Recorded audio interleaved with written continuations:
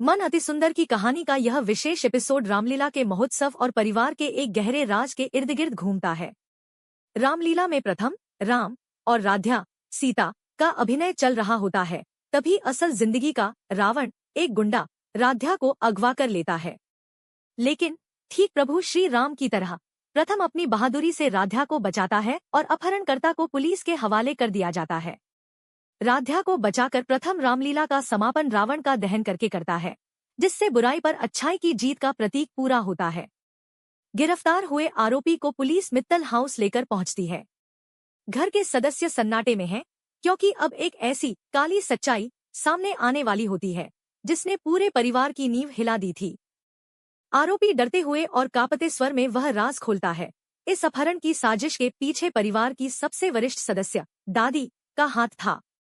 दादी ने ही राधा को नुकसान पहुंचाने के लिए गुंडे को भेजा था या उसकी मदद की थी। इस सच्चाई को सुनकर ओम और परिवार के अन्य सदस्यों को गहरा सदमा पहुंचता है और घर में मातम छा जाता है। जब दादी पूरी तरह से बेनकाब हो जाती हैं और सबूत सामने आते हैं, तो उनके पास माफी मांगने के अलावा कोई रास्ता नहीं बचता। दादी कांपते हाथों से राधा के सामने आती हैं और भीड़ के सामने अपनी गलती मानती हैं। वह कहती हैं, एक बार माफ कर दो बेटी, मैं तुम्हारे जैसी नहीं बन सकी। उनके शब्दों में अपने किए पर सच्चा पछतावा झलकता है। राधा इस दुर्घटना के बाद थकी हुई पर आत्मविश्वास से भरी खड़ी रहती है। वह दादी की माफी पर एक बहुत महत्वपूर्ण बात कहती है, माफी के लिए सजा जरूरी है दादी। राधा दादी के सामने एक कठोर शर्त रखती है। वह स्पष्ट करती है कि अगर दादी को सच में पछतावा है तो उन्हें खुद पुलिस के सामने जाकर यह बताना होगा कि यह सब उन्होंने किया था। राधा का यह फैसला सुनकर पूरा परिवार स्तब्ध रह जाता है।